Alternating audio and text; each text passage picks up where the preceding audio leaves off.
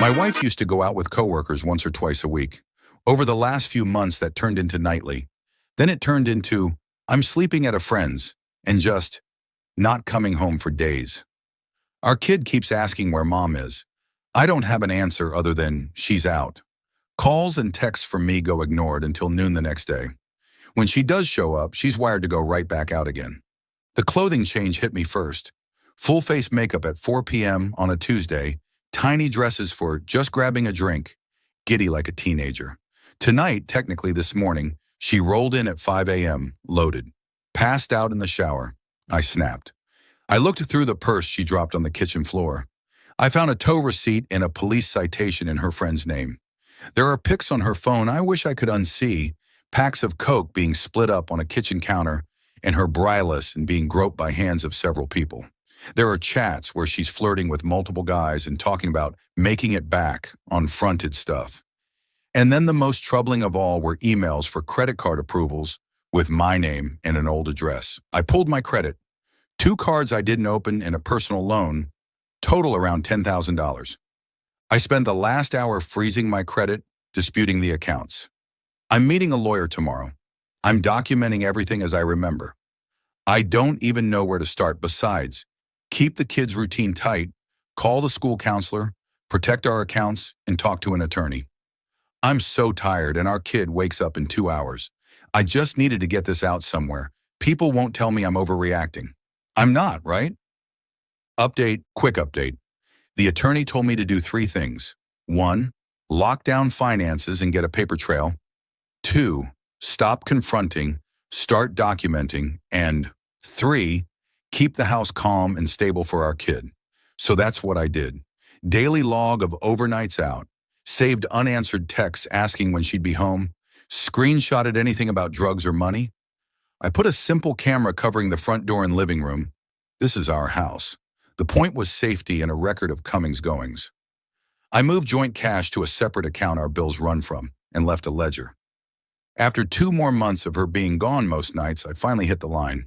She rolled in at 6 a.m., swaying, giggling on FaceTime with a guy reeking of booze. Kids bus in an hour. I told her she needed to leave, and we'd communicate through email for anything about the kid. She went straight from laughing to rage, screaming that I was ruining her life, that it's just partying, that I'm controlling. Then she shoved me hard into the hallway wall and started swinging. I backed off, kid woke up crying, and I called the police. She bolted out the back. Officers arrived, saw the footage and the fresh welts, and took my statement. They found her 2 blocks over.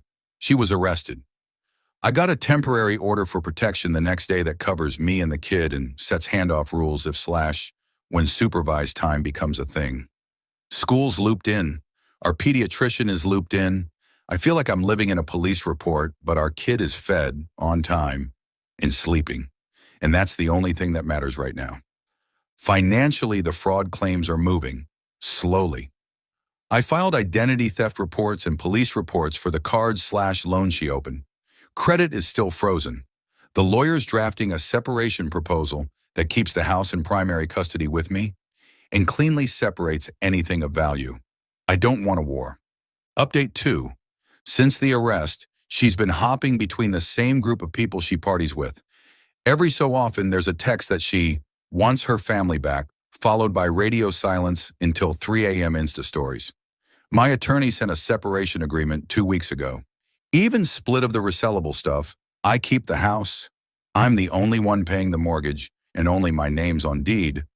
No support owed either way, and clearly stated that neither of us goes after the other's assets that aren't specifically listed.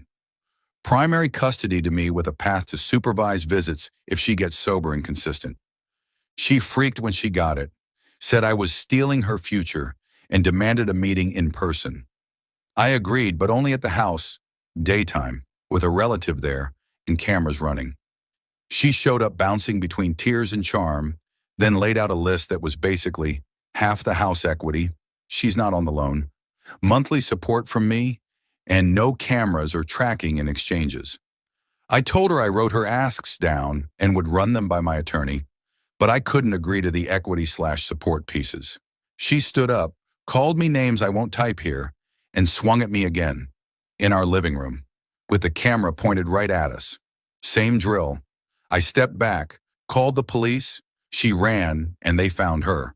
Assault in violation of the protective order. The officer actually thanked me for having everything documented, time-stamped, and unemotional. I'm updating their agreement, per the lawyer's advice, to make it even more idiot-proof.